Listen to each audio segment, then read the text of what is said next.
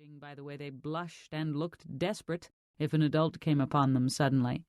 And then the door would snap open, the light would fall on the disorder, and she would be standing there. Aunt Claudia was very tall and thin. Her nose was too big, and she was tanned to a permanent old leather color. She would stand there immobile and terrible, and the children would creep back into bed without a sound. She would not move until everyone was back where he or she belonged. Then she would close the door soundlessly. The silence would drag on and on. The ones nearest to the door would hold their breath, trying to hear breathing on the other side. Eventually someone would become brave enough to open the door a crack, and if she were truly gone, the party would resume. The smells of holidays were fixed in David's memory. All the usual smells, fruitcakes and turkeys, the vinegar that went in the egg dyes, the greenery and the thick creamy smoke of bayberry candles. But what he remembered most vividly was the smell of gunpowder that they all carried at the 4th of July gathering. The smell that permeated their hair and clothes lasted on their hands for days and days. Their hands would be stained purple-black by berry picking, and the color and smell were one of the indelible images of his childhood. Mixed in with it was the smell of the sulfur that was dusted on them liberally to confound the chiggers.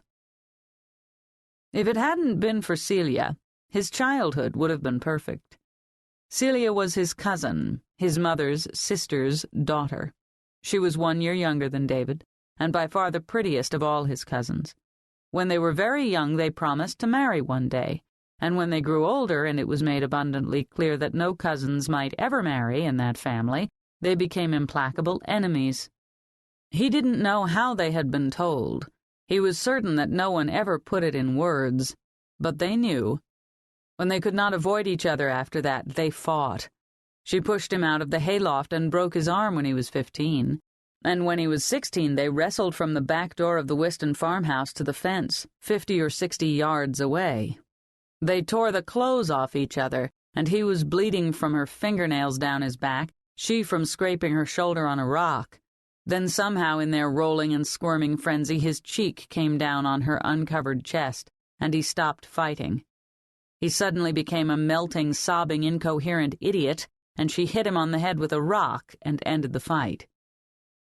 Up to that point, the battle had been in almost total silence, broken only by gasps for breath and whispered language that would have shocked their parents. But when she hit him and he went limp, not unconscious but dazed, uncaring, inert, she screamed, abandoning herself to terror and anguish. The family tumbled from the house as if they had been shaken out, and their first impression must have been that he had raped her. His father hustled him to the barn, presumably for a thrashing. But in the barn his father, belt in hand, looked at him with an expression that was furious and strangely sympathetic. He didn't touch David, and only after he had turned and left did David realize that tears were still running down his face.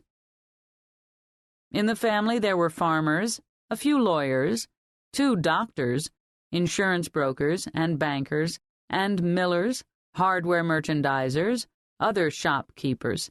David's father owned a large department store that catered to the upper-middle-class clientele of the valley. The valley was rich, the farms in it large and lush. David always supposed that the family, except for a few ne'er-do-wells, was rather wealthy. Of all his relatives, his favorite was his father's brother Walt. Dr. Walt, they all called him, never Uncle. He played with the children and taught them grown-up things, like where to hit if you really meant it, where not to hit in a friendly scrap. He seemed to know when to stop treating them as children, long before anyone else in the family did. Dr. Walt was the reason David had decided very early to become a scientist. David was 17 when he went to Harvard. His birthday was in September, and he didn't go home for it.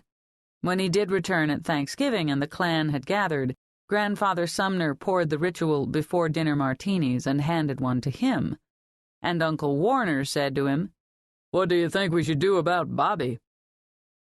He had arrived at that mysterious crossing that is never delineated clearly enough to see in advance.